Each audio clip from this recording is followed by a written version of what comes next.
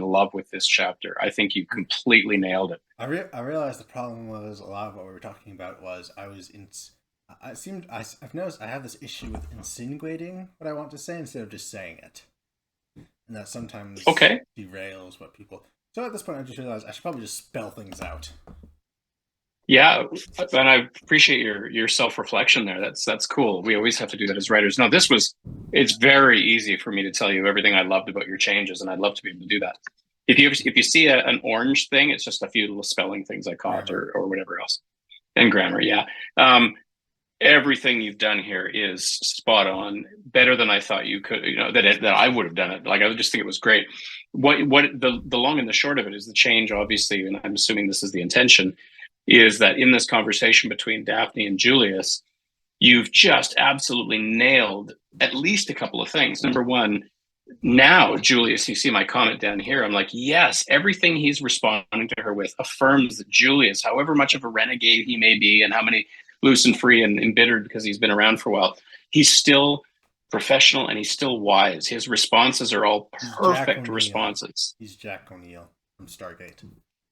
Nice. Yeah, absolutely. Absolutely. So just bang on with and the whole all the dialogue improved. Like I'm like, whoa, like this is like a huge leap forward because it all feels good. And it's not just that you made Julius sound more professional and and that you gave him good answers, but it heightened the whole nature of the conversation suddenly, and most importantly, it now all funnels towards the point that Daphne is making, which is we should fire you or put you in jail, but instead we're going to do this.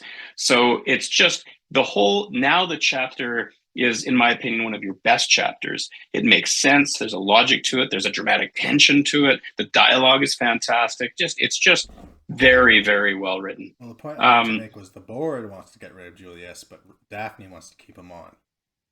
yes, and I'm Okay. getting that, which is really good. She's in his corner. Like it's so obvious without her saying, I'm the only one who's on your side. It's obvious that she's the only one on his side. And so I love this. These are simple suggestions you can take or leave. Like when he says, after he makes his case, like he's made a lawyerly case. It's almost as if it's a cross-examination in a courtroom. And so at the end, all of this is good. And I love this. You could leave it exactly the way it is, but Watkins isn't the first person you've lost, is he? But I thought what might be good is she's hearing all of his arguments, but the people back at headquarters haven't heard them yet. And even if they did, she's not convinced that they would buy it. So my thought is something along the line. It doesn't hurt to maybe throw in, yeah, fine, okay, but not everyone at HQ is going to see it that way. And the fact is, Watkins isn't the first person you've lost, is he? So now she's going into like wave two of the argument. She said, okay, fine, you may be able to answer all of the things that I just talked to you about. Fine.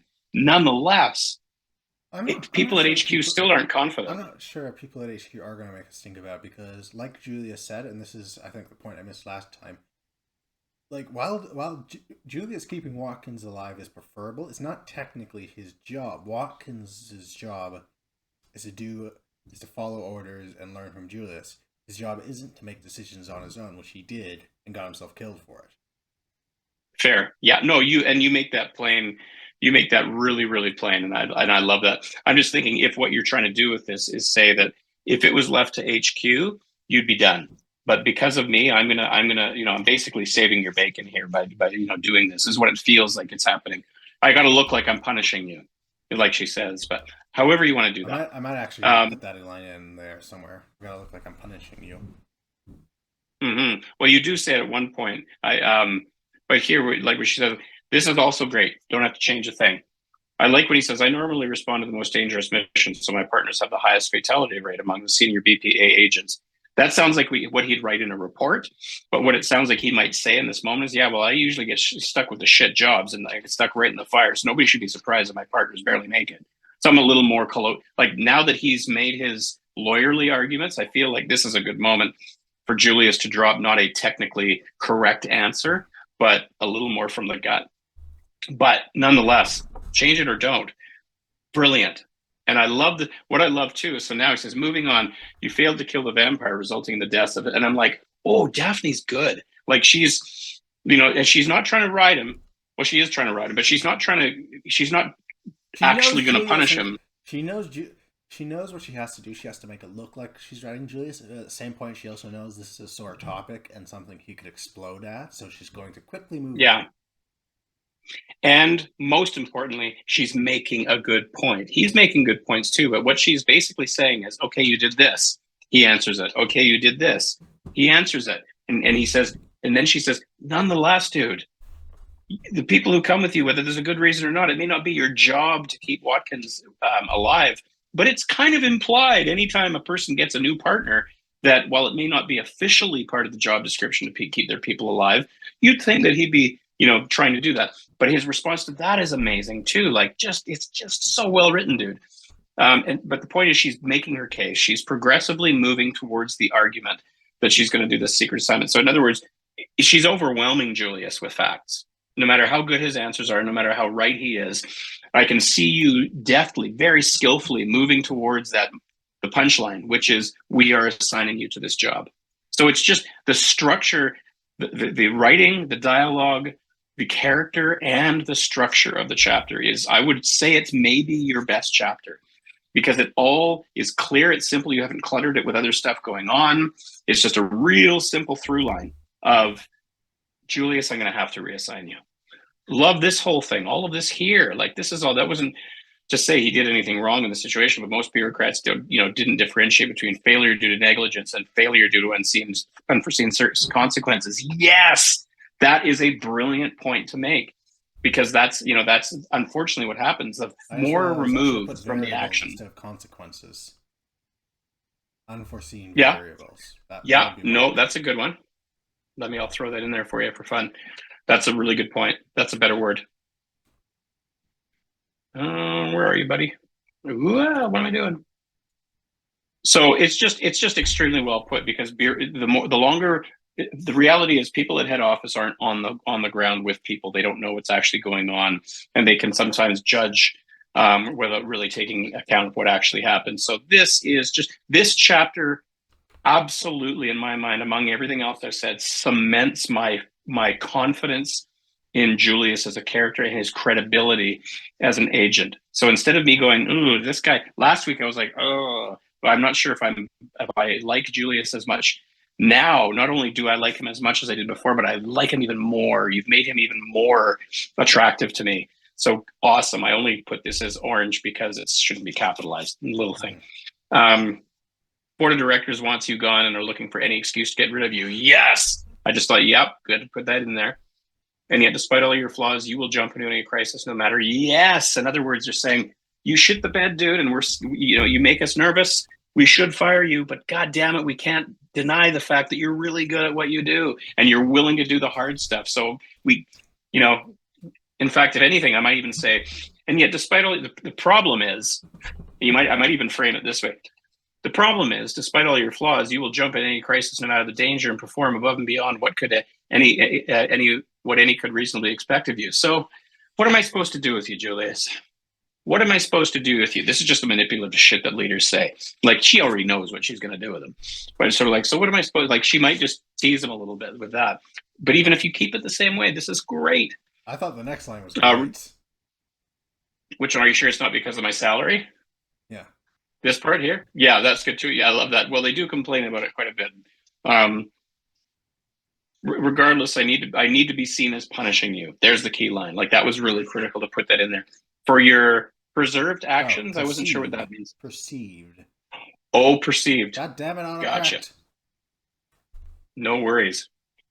I don't think, and this is just me, I probably wouldn't put in your new assignment as shit detail. He's already getting, this whole thing is shit already, so it felt a bit redundant. Just go right into the assignment. Okay. Do it or not essential. Then when he says, wow, I hate the cold, can't you send me somewhere else, and so on. Sweet Christ, stop complaining. What happened to the man who took a bullet for me?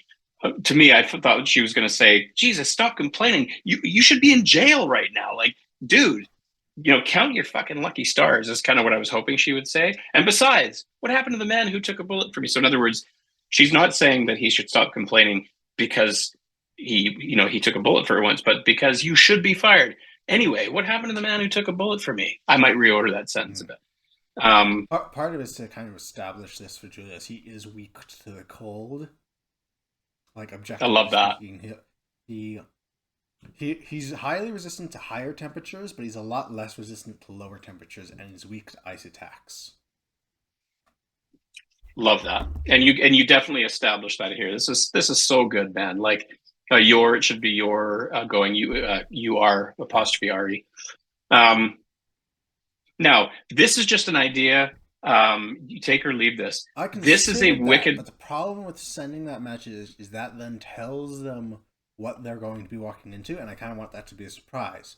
So I'm later going to show Well, Daphne receiving that message and her yeah. going on red alert because she just sent a bunch of guys in there and they're clearly under attack. So what I'm suggesting, you totally agree with that. So what I'm suggesting here is not that she replay the whole message. That would give all that away. Agreed with you. What I'm suggesting here is that the message they got was so garbled and fragmented that all they can hear is the sound of somebody like and a couple of words that they can't figure out in the script. It's sort of like in the movie Alien at the beginning. The reason that they go to the planet in Alien is because they get this garbled message that they can't quite understand, and then they go, and when they get there, they discover how horrible it is. So it's almost the exact same thing as Alien. You don't have to do it, but there's a functional reason why I thought it was important to do this is because because it's been 8 chapters, 9 chapters Okay. since that thing. I'm just nervous that people would have forgotten about it. Plus, it's just dramatically cool, potentially. Conversation goes on. It's great. And so my suggestion was here when she says you're doing the assignment and everything else like that. My thought was rather than him saying, all right, do we have any information on the Alhoun? I would way rather he said, do you think there's any connection between this and the Alhoun? And sort of preview that Okay. because he's still got Matthias's comments on his mind. He's still primarily concerned with the Alhoun. So it might, and one more tie to that opening scene, one more thing for the audience to go, oh, this is referring to that opening scene. I know more than Julius and Daphne know. Boy, am I smart. That's the point. That part of the reason that people love reading stuff like this is they want to feel smarter than the characters. But I thought, so here's the key. I'm gonna kind of jump forward and say this whole thing with Dick, I would 100% leave for another chapter. But hear me out on why. I know why you're doing it here because of Ramona and stuff. Ending this it's already a good healthy six pages, and That's having him say if we add in like a garbled version of the message. And I think I would rather see that for me personally. I would way rather see that in this chapter than have all the drama of the chapter immediately neutralized by this moment with Dick, because that's the only problem I had with the scene. Is I would want to end this with a good hook, like, hey, do you think there's any connection between this and the Alhoun? And then have Daphne say, God help us all if there is. Like, really hang that in the air. Like, good point. If what we saw happen here and what Matthias said is happening up in fucking Alaska, and to me, this doesn't steal any of the suspense from what comes later. The audience is already starting to probably on some level maybe start putting this together. Do them a favor by underlining and say, hey, if you think this could have something to do with what happened in the opening scene, maybe. And it's sort of leaving us with that feeling. Do that or not, but I think that ending on some version of that is stronger than going into Dick. Yeah. Which is great, by the way. I love this conversation. By the way, and especially the part at the end. I just like that part. Sure. Absolutely. At the end of this conversation, you mean? No, at the end of that paragraph. That section. This part here? Yeah. Yeah, I think that's fantastic. But I would definitely put it in the next chapter. Is what I would probably do. And then, so this chapter, kudos, dude. Like, this was so fun to read. So now I did edit this up and toss it out next week. Well, not next week. I think so. I've got 2 chapters already queued up, so they're next.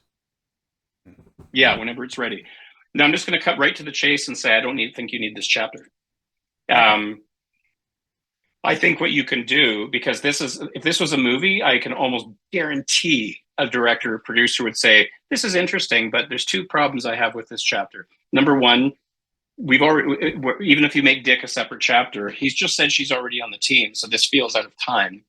But number 2, all of this can simply be, if all of this is simply to position Ramona to where she has no choice but to join the team, sort of like what Daphne just did with Julius, to me, it would be way more interesting for the next scene after, Ramona Vasquez, God damn it. And then we're on the plane and he's sitting across from her going, That's actually the chapter after this one. Perfect. So we're like, so let me guess. Daphne had a chat with you too. And Ramona goes, literally replaces this entire chapter. It's a 2-line conversation. And we already assume that this is exactly what happened. I don't need Daphne to say all these things to Ramona. Okay. Because I already know that conversation probably was going to happen. Now, one thing, after I sent you this, I started working on revisions because I realized this chapter was like painfully short. So I started working on, for lack of a better word, Daphne and board meeting. And I've started to, spitball that. Okay. Tell me about that. Give me a sec. I've got like the bare bones basics somewhere in here. Okay. Let's see. Yeah, it's basically just a chapter to introduce you to the board members, hear them bitch about Julius, and talk about how the Alhoon aren't a threat, and Daphne's low opinion of them. Mm-hmm. Yeah. Okay. So hang on just a second. I'm just going to make a note. Not an important chapter, but like a pretty good interlude, I guess. It'd be interesting to see it. Yeah. Yeah, I'd be curious to see that. But as far as these 2 chapters are concerned, I love the work you put into 10. I hate to say, I think you need to, they would be better to cut it, but I do. I think you can achieve everything you're achieving in this, and it'd be more interesting and fun, because I think people are going to skip this chapter anyway. If chapter 10, I think they're gonna read and they're gonna, oh, okay, I see what's happening. Yeah, okay, great. I already know she's on the team. Quick question: should I the Julius get into the plane scene? Should I do? That's only 2 pages, so I'm guessing I do that, and then I do the little symbol cut thing, and then we go right into the plane ride. Mm-hmm. Or I would go straight, because if it was a movie, he'd go, God damn it! And one Ramona Vasquez, God damn it! And then the very next scene, they're already on the plane, staring at each other across from each other. Right? Mm-hmm. That's funny. That's good, and we could use a little funny now, and that's great. Yeah, I'm just gonna grab all that, cut and paste into chapter.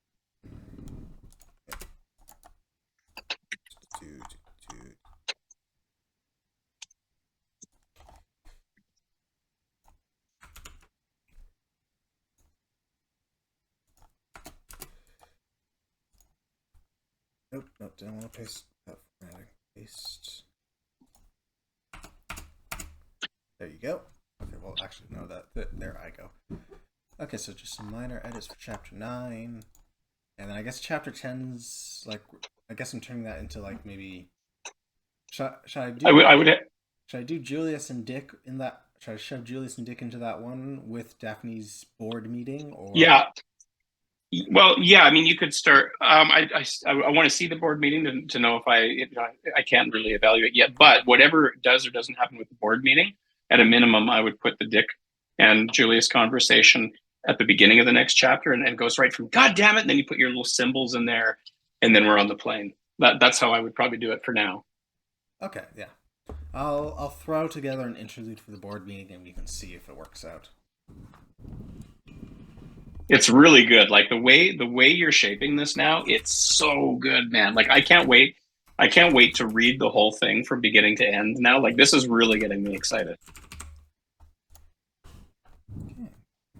And I've just sent you the notes for 9 and 10. Perfect. So best of luck with your writing, man. Whatever you did, whatever spinach you ate or go juice you drank, your writing has never been better than it was in chapter 9. It's better, really strong. But I was sick for most of the last 2 weeks, so. Okay, well, get sick more often. Whatever you did, it was just like truly from the time I met you to now. That was really proud of you with this writing. So yeah, this time next week works again. Yep, no problem. Awesome. Okay, keep on bouncing and have a good week. Will do. See you next week. Take care. Bye. You bet. Bye-bye.